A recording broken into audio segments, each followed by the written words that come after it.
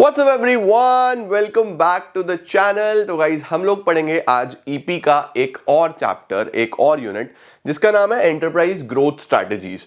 बहुत साधारण है, बहुत सिंपल है, बहुत आसान है, बट आएगा काफी कुछ इसमें से, क्योंकि इसके अंदर हम लोग ना ग्रोथ कैसे करता है एक बिजनेस, कैसे एक बिजनेस छोटे बिजनेस से बड़ा बिजनेस हो सकता है, वो सब सीखेंगे।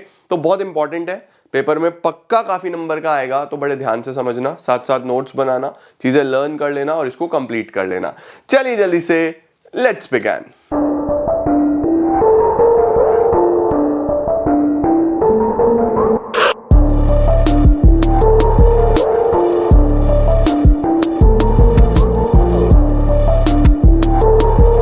तो शुरू करते हैं बेटा जी। हम लोग सबसे पहले इसके अंदर आता है कि growth and development of an enterprise का मतलब क्या है। क्या है ग्रोथ, क्या है डेवलपमेंट? देखो यार, बहुत सिंपल है। ग्रोथ की जब हम बात करते हैं तो एक्सपेंशन होना चाहिए कि भाई एक प्रोडक्ट से दो प्रोडक्ट, दो प्रोडक्ट से चार प्रोडक्ट, एक ब्रांच से दो ब्रांच, दो ब्रांच से 10 ब्रांच। किस तरीके से आप नंबर ऑफ एम्प्लॉइज बढ़ा रहे हो, ब्रांचेस बढ़ा रहे हो, प्रोडक्ट्स बढ़ा रहे हो, कैसे आप कंपनीज को खरीद रहे हो, कैसे आप अपनी आउटलेट्स और खोल रहे हो, ये सब ग्रोथ है ना। तो क्या है ग्रोथ में? It is always essential for the survival. Once a business have started generating profits, जब प्रॉफिट्स कमाने लगता है एक business, growth is the next challenge for an entrepreneur, right. अगर आपका बिजनेस प्रॉफिट बना रहा है, देखो एक एंटरप्रेन्योर में और एक नॉर्मल बिजनेसमैन में क्या फर्क होता है। एक बिजनेसमैन एक बिजनेस कर रहा है और वो बस वहीं पे सेटिस्फाइड है, वो रुक गया। एक एंटरप्रेन्योर के पास क्या होता है, उसके पास नए नए चैलेंजेस, एक्साइटिंग चीजें करने का मन करता है उसको कुछ ना कुछ हमेशा। भाई सबसे पहले तो उसको होना होता है सर्वाइवल, कि सर्वाइव कर लूं मैं। फिर उसको चाहिए प्रॉफिट, प्रॉफिट के बाद फिर चाहिए उसको ग्रोथ, कि भैया ग्रो भी करना है ना। हम लोग देखते हैं, अब मेरे खुद के पेरेंट्स ने एक शॉप चलाई और लाइफ टाइम बस एक ही शॉप पे काम किया, अपना बिजनेस बनाया, उस दुकान को लाइफ टाइम चलाया, तो वो उसी दुकान तक सीमित रहे। अगर वो चाहते हैं कि उसको और बड़ा करना है, तो वो 1 से 2 दुकान, 2 से 4 दुकान, 4 से 8 दुकान, 8 से 16 दुकान खोलते, फिर वो ग्रोथ हो रही थी, राइट। तो डिफरेंस होता है ग्रोथ में और बेसिकली एक ही जगह से प्रॉफिट बनाने में। आगे क्या आ रहा है? On the road of growth an entrepreneur has to play the dual role of a manager as well as a leader. और ग्रोथ जब करनी है तो एंटरप्रेन्योर को एक अच्छा मैनेजर भी होना है और एक अच्छा लीडर भी होना है। Also to ensure efficiency, profitable functioning and growth of an enterprise, extra managerial abilities required. आपको चाहिए होता है बेटा जी दो प्रकार की मैनेजरियल एबिलिटी, भाई मैनेजर की भी और लीडर की भी। अब एक्सपेंशन करने के लिए, ग्रोथ करने के लिए दो तरीके से चीजें हो सकती हैं। एक को हम बोलते हैं इंटरनल एक्सपेंशन, एक को हम बोलते हैं एक्सटर्नल एक्सपेंशन, ठीक है। तो पहले इसका स्क्रीनशॉट ले लो। अब देखो इंटरनल एक्सपेंशन और एक्सटर्नल एक्सपेंशन क्या होता है। इंटरनल होता है बेटा बिजनेस के अंदर अंदर ही एक्सपेंड करना, राइट सर। बिजनेस के अंदर अंदर एक्सपेंड करना मतलब देखो बहुत सिंपल है। यहाँ पे मैंने एग्जांपल्स लिखे हुए हैं, जैसे कि अपनी प्रोडक्शन कैपेसिटी बढ़ाना, नंबर ऑफ मशीन्स बढ़ाना, पुरानी मशीनों को रिप्लेस करके नई टेक्निक्स लेके आना, नए प्रोडक्ट्स लॉन्च करना, मार्केटिंग करना, है ना, आउटपुट बढ़ाना। इंटरनल एक्सपेंशन बेसिकली हम लोग का बिजनेस के अंदर अंदर ही हो रहा होता है। एक ही बिजनेस है, वही करते आ रहे हैं, वही करेंगे, बस उसी को एक्सपेंड करेंगे, राइट। देखो क्या लिखा हुआ है, it is generally finance through long term sources of finance and also through undistributed profits. ये पैसा कहां से आ सकता है? पैसा बेसिकली या तो आपके अनडिस्ट्रीब्यूटेड प्रॉफिट सेविंग से आ सकता है, या फिर आप लॉन्ग टर्म सोर्सेज से अरेंज कर सकते हो। उसके बाद बच्चों नेट रिजल्ट क्या होता है इंटरनल एक्सपेंशन का? एक तो बिजनेस एक्टिविटीज बढ़ती हैं और प्रेजेंट कैपिटल स्ट्रक्चर बड़ा होता है। ये सब हो गया इंटरनल। एक्सटर्नल क्या है सर? बाहर से कैसे एक्सपेंशन होता है? तो देखो लिखा हुआ है, it occurs when 2 or more businesses come together with a common objective of expanding their business. जब दो बिजनेस मिलके एक बिजनेस करना चाहते हैं तो उसको बोलते हैं एक्सटर्नल एक्सपेंशन, ठीक है। और इसको हम कैसे करते हैं? या तो फ्रेंचाइजिंग से या फिर मर्जर्स एंड एक्विजिशन से। तो आपको मेजर जो इस चैप्टर में पढ़ना है ना, वो एक्सटर्नल एक्सपेंशन के बारे में पढ़ना है, फ्रेंचाइजिंग पढ़ना है और मर्जर्स एंड एक्विजिशंस मॉडल पढ़ना है। दोनों में से क्वेश्चन 100% आएगा। Types of franchises very very important, types of mergers very very important. तो मैं आपको बड़े ध्यान से अभी सारे पढ़ाऊंगा, ठीक है जी। नेट रिजल्ट्स क्या होते हैं? कैपिटल बेस बढ़ता है, बिजनेस एक्टिविटीज बढ़ती हैं, अननेसेसरी कंपटीशन खत्म होता है, क्योंकि जो दो लोग आपस में कंपीट कर रहे थे वो मिलके बिजनेस कर रहे हैं। सिनर्जी इफेक्ट अचीव होता है। सिनर्जी का मतलब भाई एक और एक दो नहीं, एक और एक 11, तो ये सिनर्जी हो गई, राइट। चलो भाई, अब आता है सर फ्रेंचाइजिंग क्या होता है। What is franchising? फ्रेंचाइजिंग बच्चों बेसिकली राइट्स को बोलते हैं। सर किस चीज़ की राइट्स? देखो आप लोग देखते हो ना कि अगर आपको एक बिजनेस बनाना है तो या तो आप अपने नाम से बिजनेस बनाओगे, आपको कई साल लग जाएंगे उसको बनाने में, या फिर आप एक ऐसा काम कर सकते हो कि आप एक चली चलाई चेन का नाम यूज कर सकते हो। आपने मैकडोनल्ड्स ओपन कर लिया, डोमिनोज ओपन कर लिया, पिज्जा हट ओपन कर लिया, कोई भी ऐसा नाम जो ऑलरेडी पॉपुलर है वो आप ले सकते हो। सर लेकिन क्या मैं बिना किसी भी तरीके से कोई भी राइट लिए सीधा दुकान खोल सकता हूं? नहीं, ऐसा नहीं हो सकता। क्यों नहीं हो सकता? क्योंकि जो ऑनर्स ऑफ मैकडी है, डोमिनोज है, पिज्जा हट है, ईटीसी ईटीसी ईटीसी, इन्होंने अपने नाम को पेटेंटेड करवाया है, इन्होंने अपनी टेक्नोलॉजी को पेटेंटेड कराया है। ये इनकी इंटेलेक्चुअल प्रॉपर्टी है और ये लोगों ने ये भी बिजनेस बनाया हुआ है कि हम अपनी फ्रेंचाइजी आगे डिस्ट्रीब्यूट करेंगे। तो जो ऑनर है वो बोलेगा भैया हम आपको अधिकार दे देंगे, बट हम आपसे क्या लेंगे बदले में? एक रिटर्न लेंगे, जिसको वो लोग या तो फ्रेंचाइजी फीस बोलते हैं, वो तो होगी, उसके साथ साथ रॉयल्टी भी होगी, है ना, क्योंकि आप उनका ही प्रोडक्ट, उनका ही नाम, उनके ही प्रोसेसेस यूज करने वाले हो। ठीक है, तो देखो क्या है, franchising can be defined as an arrangement whereby the manufacturer or the distributor of a trademarked product, देखो trademarked है, उनके नाम पे उन्होंने अपना intellectual property right लिया हुआ है उसका, gives exclusive right to the local distributor to distribute to independent retailers in return for their payment of royalties and conformance to standardized operating procedures। देखो दो चीजें वो लोग बोलते हैं भैया, एक तो बदले में रॉयल्टी लेंगे, उसके साथ साथ you have to make sure कि जो प्रोसेस हम सिखाएंगे, जो स्टैंडर्ड्स हमने सेट करे हुए हैं, आप उसी स्टैंडर्ड्स पे काम करोगे। ठीक है, अब देखो इसके अंदर दो पार्टीज होती हैं, फ्रेंचाइजर, फ्रेंचाइजी। फ्रेंचाइजर कौन होता है? जो एक्चुअल में ऑनर है, जो एक्चुअल में अपना राइट बेच रहा है, वो फ्रेंचाइजर है। फ्रेंचाइजी कौन है? उस राइट को खरीदने वाला। तो फ्रेंचाइजर कौन है? Who sells the right to open stores and sell products और services using its brand expertise and intellectual property. ठीक है, और फ्रेंचाइजी कौन है? The person who purchases the franchise, जो खरीदेगा उसको हम फ्रेंचाइजी बोलेंगे। ठीक है, फ्रेंचाइजी एग्रीमेंट क्या होता है? अब देखो इन दोनों के बीच में ये दो पार्टी है, एक फ्रेंचाइजर है, एक फ्रेंचाइजी है, तो terms and conditions of course orally तो नहीं होंगी भाई, ओरली तो भूल जाएंगे, लड़ाई झगड़ा हो जाएगा, सब कुछ रिटर्न में होगा। तो इनके बीच में जो रिटर्न एग्रीमेंट बनेगा उसको हम फ्रेंचाइज एग्रीमेंट बोलते हैं।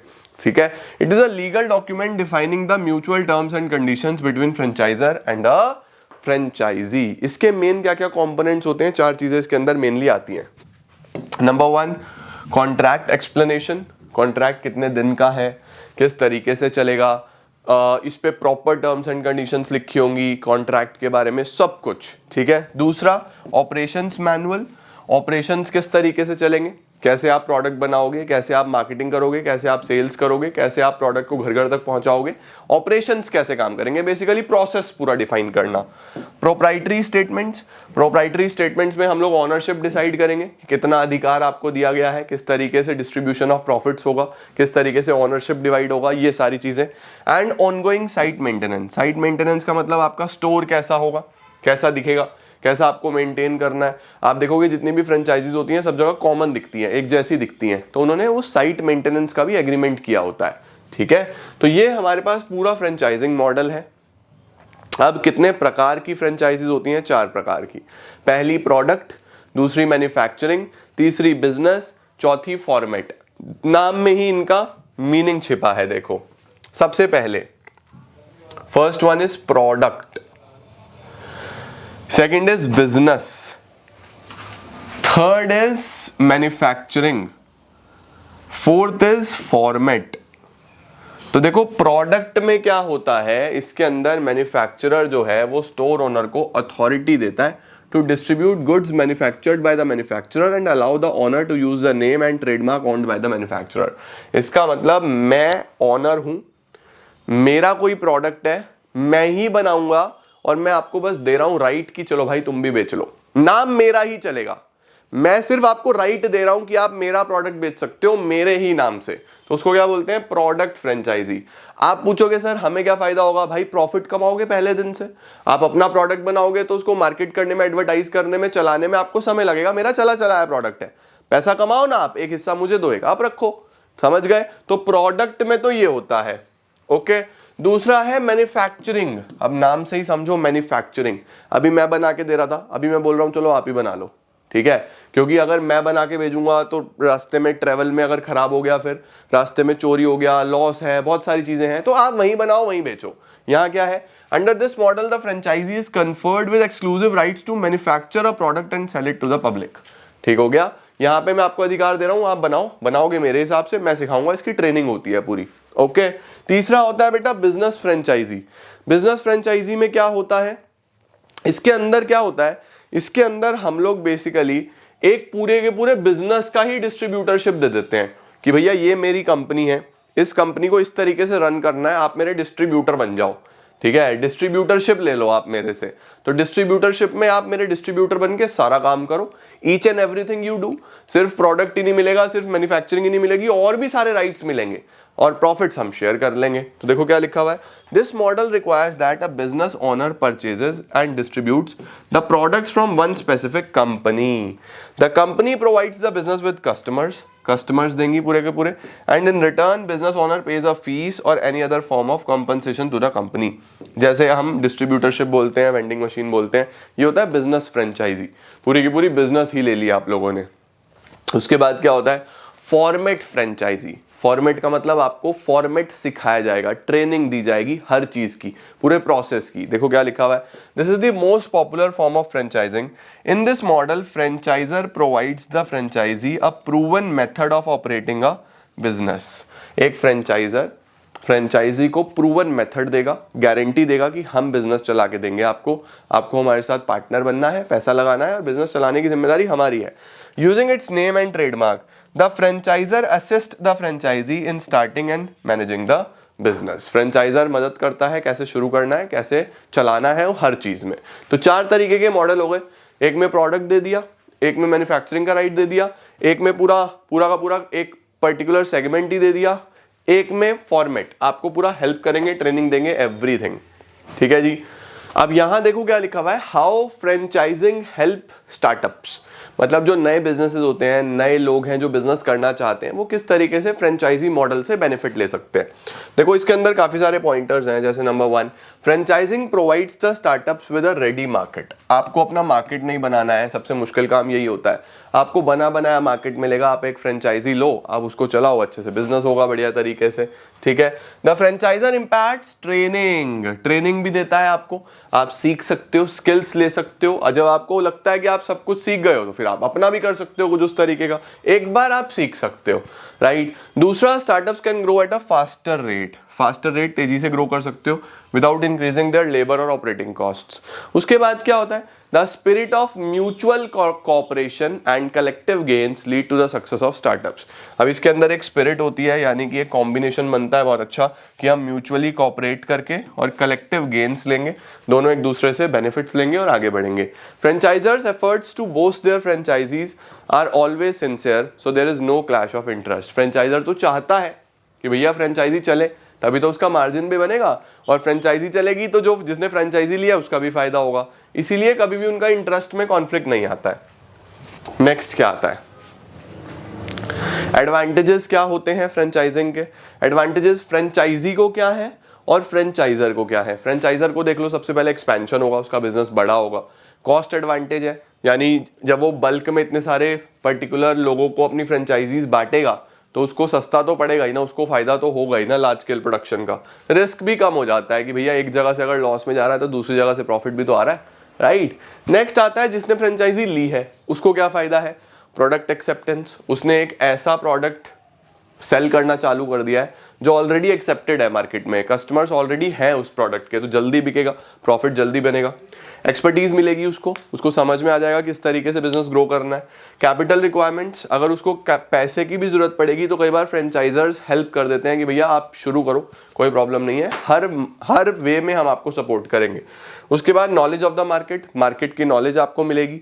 ऑपरेटिंग एंड स्ट्रक्चरल कंट्रोल्स, आपको ऑपरेशन समझ में आएगा, स्ट्रक्चर समझ में आएगा, आपकी काफी ग्रो होगी business, right.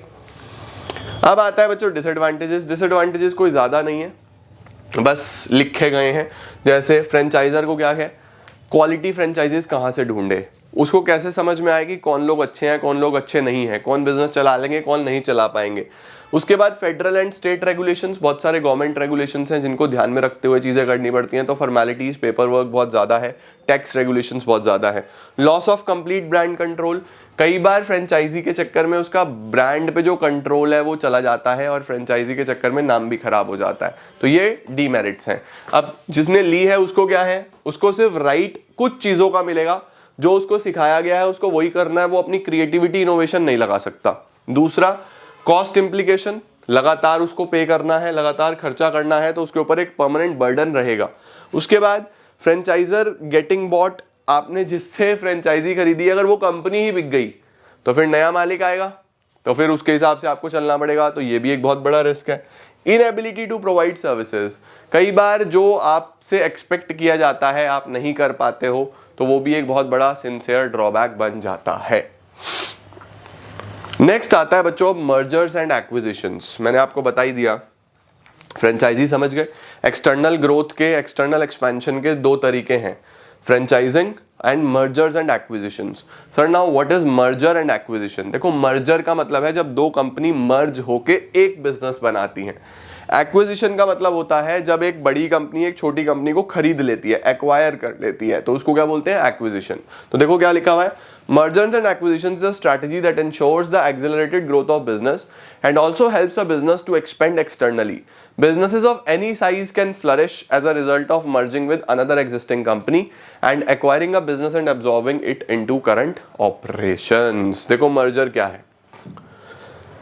Sir, what is merger? देखो, merger is a combination of two companies into one large company. दो कंपनीज मिलके एक बड़ी कंपनी बनाएंगी, उसको बोलते हैं merger. In merger the acquiring company takes over the assets and liabilities of the merged company. अब देखो, जो खरीदने वाली होती है वो एक्वायरिंग कंपनी है, जिसके साथ मिल गए हैं वो मर्ज्ड कंपनी है। और कंपनी क्या करती है? एसेट्स और लायबिलिटी, क्योंकि रनिंग बिजनेस ले रहे हो आप, एक रनिंग बिजनेस के साथ जा रहे हो, तो एसेट्स और लायबिलिटीज आपके होंगे सारे, right. All the combining companies are dissolved and only the new entity continues to operate. Merger दो तरीके से होता है बेटा, एक होता है अमेलगमेशन, एक होता है एब्जॉर्प्शन। अमेलगमेशन क्या है? अमेलगमेशन होता है कि भैया ए प्लस बी दो कंपनीज हैं, मिलके सी बनाया, इनका बिजनेस खत्म और ये नया बिजनेस आया, उसको क्या बोलते हैं? अमेलगमेशन। एब्जॉर्प्शन क्या होता है? जब एक कंपनी किसी दूसरी कंपनी में एब्जॉर्ब हो जाती है कि भैया पी प्लस क्यू ये इसके अंदर चली गई और अब बिजनेस होगा पी, खाली पी ही बिजनेस होगा, तो ये है एब्जॉर्प्शन। तो समझ गए, अमेलगमेशन में दो मिलके एक नई एंटिटी बनाएंगे, एब्जॉर्प्शन में एक दूसरे को एब्जॉर्ब कर लेगी। ठीक है सर, समझ गए। मर्जर कितने प्रकार के होते हैं? Very important. जैसे टाइप्स ऑफ फ्रेंचाइजीज बहुत इंपॉर्टेंट था, ऐसे ही टाइप्स ऑफ मर्जर्स बहुत इंपॉर्टेंट है। सबसे पहला आता है कॉन्ग्लोमरेट। सर कॉन्ग्लोमरेट किसको बोलते हैं? देखो, कॉन्ग्लोमरेट में आपको ध्यान रखना है the firms which are involved in totally unrelated business. ये ध्यान रखना, दो फर्म्स, दो बिजनेसेस जो एक दूसरे से टोटली अनरिलेटेड है, एक का दूसरे से कोई रिलेशन ही नहीं है, अनरिलेटेड है कंप्लीटली, वो आएंगे टुगेदर और मिलके बिजनेस करेंगे, right. Come together. This form of merger can take the following two forms. एक होता है प्योर कॉन्ग्लोमरेट, एक होता है मिक्स्ड कॉन्ग्लोमरेट।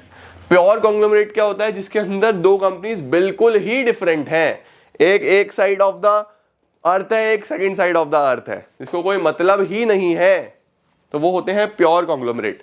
और मिक्स्ड कॉन्ग्लोमरेट होते हैं जिनको कहीं ना कहीं मिलके एक प्रोडक्ट बनाना है, कहीं ना कहीं थोड़ी बहुत सिमिलैरिटीज है और फिर कुछ करना चाहते हैं, तो वो हो गए मिक्स्ड कॉन्ग्लोमरेट। हॉरिजॉन्टल क्या होता है? हॉरिजॉन्टल होता है जब बेसिकली कंपनी सेम इंडस्ट्री की होती है। हॉरिजॉन्टल इज दोनों सेम इंडस्ट्री में है, एक ए है एक बी है, वो दोनों मिलके आ गई है ना। सपोज आप ये ले लो कि पेप्सी और कोका कोला की लड़ाई है, सेम इंडस्ट्री में दोनों मिलके आ गई, राइट। आप देखते हो एयरटेल और जियो में लड़ाई है, जैसे वोडाफोन और आइडिया मिलके आ गए, सेम इंडस्ट्री में थे, तो वो कौन सा मर्जर हो गया? Horizontal. The merger occurs between companies in the same industry. तो ध्यान रखना, हॉरिजॉन्टल में सेम इंडस्ट्री, जो मैं बॉक्स में कर रहा हूँ ना ये आपको लिख के आने हैं। कॉन्ग्लोमरेट में अनरिलेटेड, हॉरिजॉन्टल में same industry, generally between competitors offering the same goods और सर्विसेज। ओके।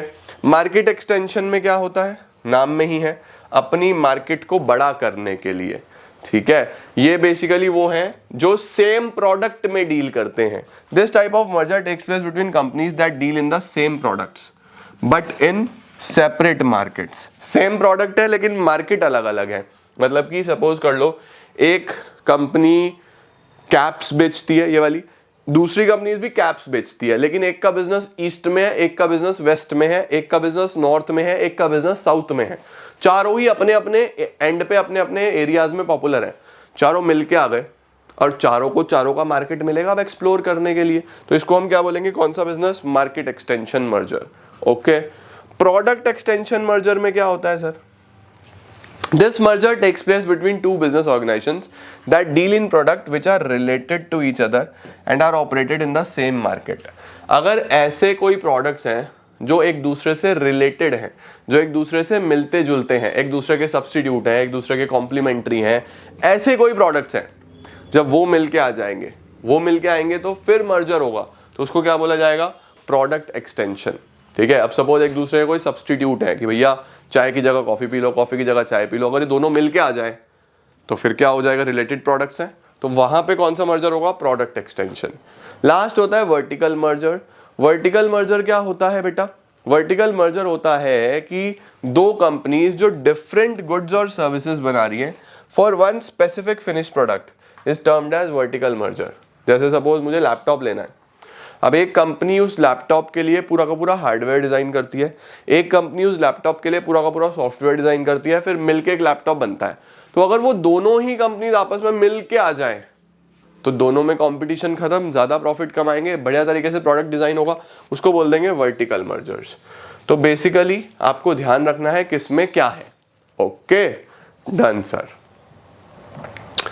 एक्विजिशन क्या होता है, एक्विजिशन होता है यार कंपनी को खरीद लेना, एक्वायर कर लेना। And acquisition is a corporate action in which a company purchase most or all of the target company share to gain control. Control ले लेती है टारगेट कंपनी के। ठीक है, acquisition is general term includes acquisition of control, mainly control लेना, acquisition of assets, acquisition of intangible assets, सारे के सारे राइट्स और हर तरीके की लाइबिलिटी। अब कितने प्रकार के होते हैं, फ्रेंडली। फ्रेंडली में क्या होता है, जब किसी प्रकार का कोई फोर्सफुल एक्विजिशन नहीं होता, नॉर्मली इन फ्रेंडली टर्म्स सब हैप्पी और हेल्दी टर्म्स एंड कंडीशंस के साथ चीजें हो रही हैं, उसको बोलते हैं फ्रेंडली एक्विजिशन। रिवर्स एक्विजिशन क्या होता है, रिवर्स एक्विजिशन होता है जब कई बार एक प्राइवेट कंपनी पब्लिक कंपनी को टेक ओवर कर लेती है। नॉर्मली पब्लिक कंपनीज जायंट्स होती हैं तो वो प्राइवेट को खरीदती हैं, लेकिन अगर प्राइवेट पब्लिक को खरीद ले तो वो रिवर्स हो जाता है। बैकफ्लिप क्या होता है, बैकफ्लिप होता है जब नॉर्मली सब्सिडरी कंपनी अपनी होल्डिंग कंपनी को ही खरीद ले।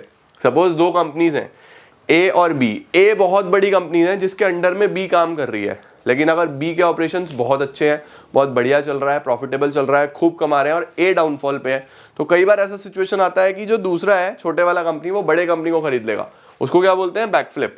ओके, हॉस्टाइल क्या होता है, हॉस्टाइल होता है जब फोर्सफुली आप किसी कंपनी को एक्वायर करते हो। अब सर फोर्सफुली कब होता है, जब किसी को आपने लोन वोन दिया हुआ है, वो चुका ही नहीं पा रहे, तो आप बोलते हो भैया हट जाओ बस, अब आपके ऊपर सारा कंट्रोल हमारा, सारे एसेट्स और लायबिलिटीज हम आपके बेचेंगे और आपको हम ही खरीद लेंगे, उसको बोलते हैं हॉस्टाइल।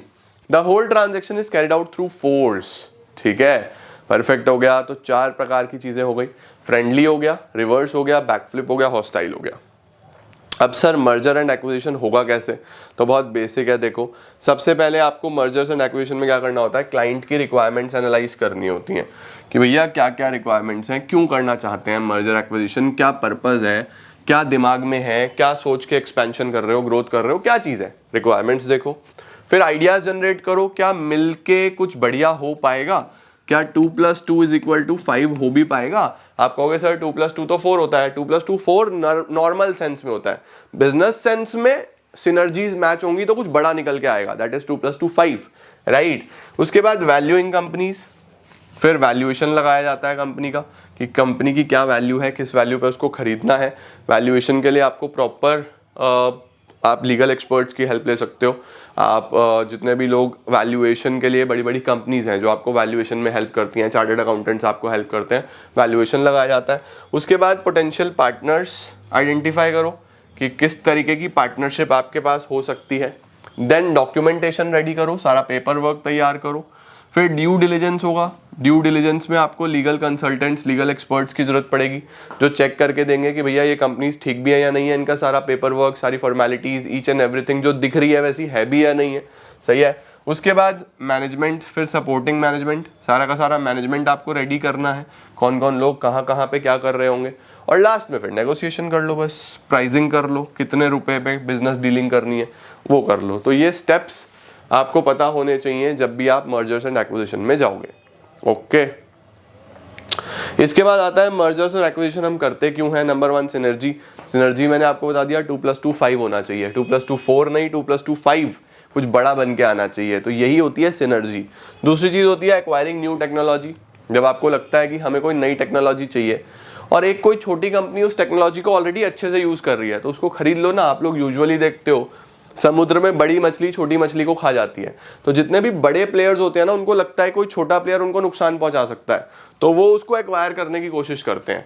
तो नई टेक्नोलॉजी भी आती है उनके पास, प्रॉफिटेबिलिटी बढ़ती है। जब कंपनीज मर्जर्स में आती हैं तो बढ़िया तरीके से प्रॉफिट्स इंप्रूव हो जाते हैं। देखो क्या लिखा हुआ है, companies indulge in merger and acquisition if they feel that it would help to increase their profitability. A study conducted showed that 34% of the businesses use M&A to maintain and improve their profitability. समझे। Last होता है acquiring अ competency. Competency का मतलब आप skill खरीद रहे हो। आपने जब कोई कंपनी खरीदी तो उसके सारे एम्प्लॉइज, उसकी सारी नॉलेज, उसका सब कुछ आपने एक तरीके से बाय कर लिया, तो उसको क्या बोलते हैं, competency. Companies sometimes opt for mergers and acquisitions to acquire a competency or capability that do not have and which the other firms does. Example, IBM merged with Daksh for acquiring competencies that he later possessed. इसका मतलब है जो चीज़ें आपके पास नहीं है, जो skills आपके पास नहीं है, आप एक ऐसी कंपनी को एक्वायर कर लो जिसके पास है, तो वो सब आपके पास भी हो जाएगा। और क्या होता है, एंट्री इनटू न्यू मार्केट्स। आप ऐसी मार्केट में एंटर कर सकते हो जहां पे आप अभी थे ही नहीं, तो ये आपके लिए बहुत बड़ी बेनिफिट है। एक्सेस टू फंड्स, आपको फंड्स मिलेंगे। दूसरी कंपनी के आप एसेट्स लोगे, लाइबिलिटीज लोगे, तो फंड्स भी तो आएंगे आपके पास। टैक्स बेनिफिट्स, अगर दो कंपनीज आप ही की हैं, एक में लॉस है एक में प्रॉफिट है, तो वो लॉस आप इधर से सेट असाइड भी तो कर सकते हो। टैक्स बेनिफिट्स भी बहुत सारे हैं जब आपके पास दो बिजनेसेस हैं। तो ये बच्चों फायदे हैं हमारे पास M&A के। चलो भाई, अब आता है सर मर्जर्स एंड एक्विजिशंस कई बार फेल भी हो जाते हैं। वो क्यों हो जाते हैं, तो देखो इसके अंदर 10 पॉइंट्स हैं, कोई भी 4 से 5 पॉइंट्स आप याद रख सकते हो, बहुत सारे आपको करने की जरूरत नहीं है, ठीक है। जैसे सबसे पहला क्या रीजन है, अनरियलिस्टिक प्राइस पेड। कई बार आप लोग जज्बाती होके या आउट ऑफ इमोशंस या आउट ऑफ बहुत ज़्यादा हायर एम्बिशियस होके अनरियलिस्टिक पैसा दे देते हो एक ऐसी कंपनी का जो एक्चुअल में इतने आपके काम की है ही नहीं। तो अनरियलिस्टिक प्राइस दोगे तो फिर उस सिनेरियो में आपको नुकसान हो सकता है। वही वाली बात, ओवरस्टेटेड सिनर्जी, आपको लग रहा था कि 2 + 2 6 हो जाएंगे, लेकिन हुए 2 + 2 4 ही। तो कई बार ऐसा होता है कि आप जितना सोच रहे थे वैसा बढ़िया पार्टनरशिप नहीं हो पाई। इंटीग्रेशन डिफिकल्टीज, कई बार कंबाइन करके बिजनेस चलाने में प्रॉब्लम आ जाती है। दूर से अच्छा लगता है कि मिलके बहुत कुछ बड़ा कर लेंगे, लेकिन मिलके सिनर्जीज मैच नहीं होती, इंटीग्रेशन हो नहीं पाता। पुअर बिजनेस फिट, आपका कंबाइंड बिजनेस इतना अच्छा मार्केट के लिए फिट नहीं बन पाता, तो लॉसेस में चले जाते हो। इनएडिक्वेट ड्यू डिलिजेंस, कई बार ड्यू डिलिजेंस अच्छा नहीं हुआ होता, आपने देखा नहीं होता सारी चीजें, जल्दी जल्दी में क्विक डिसीजन मेकिंग के चक्कर में भी लॉसेस हो जाते हैं। डिफिकल्टी इन कल्चरल इंटीग्रेशन, देखो हर कंपनी का अपना कल्चर होता है, हर बिजनेस का अपना कल्चर होता है, तो जब दो बिजनेस एक मिलेंगे तो कल्चर भी एक दूसरे का अपनाना पड़ेगा, उसमें कई बार प्रॉब्लम्स आती हैं। हाई लिवरेज, कई बार आपको लगता है कि भैया प्रॉफिटेबिलिटी बहुत होगी, लेकिन प्रॉफिटेबिलिटी तो नहीं, आपको कॉस्ट भरनी पड़ जाती है, तो हम बोलते हैं जितना हमने सोचा था उतना बेनिफिट्स नहीं हुआ, ROI उतना नहीं आ रहा। बोर्ड रूम स्प्लिट, अब जो बोर्ड रूम है वो भी तो स्प्लिट होगा, बोर्ड ऑफ डायरेक्टर्स, सारे का सारा मैनेजमेंट सब कुछ स्प्लिट होगा, तो वो भी आपके लिए कई बार इतना बेनिफिशियल नहीं हो पाता। रेगुलेटरी इशू, रूल्स और रेगुलेशंस की वजह से भी कई बार बिजनेसेस ग्रो नहीं कर पाते। और ह्यूमन रिसोर्स इश्यूज, स्टाफ का आपस में बनती नहीं, लड़ाई झगड़े होते हैं, इस तरीके के प्रॉब्लम्स भी रहते हैं। तो देखो 10 पॉइंट्स हैं यहाँ पे, आप कोई भी 4 से 5 याद रख सकते हो, एंड दिस इज डन। तो ये था बच्चों हमारे पास एक और यूनिट जिसमें हमने बिजनेस की ग्रोथ के बारे में बात करी, कैसे ग्रोथ होती है, क्या क्या चीज़ें होती हैं।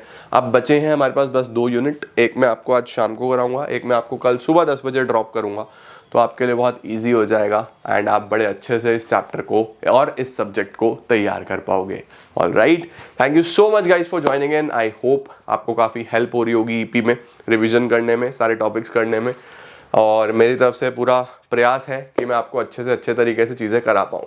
Thank you so much everyone.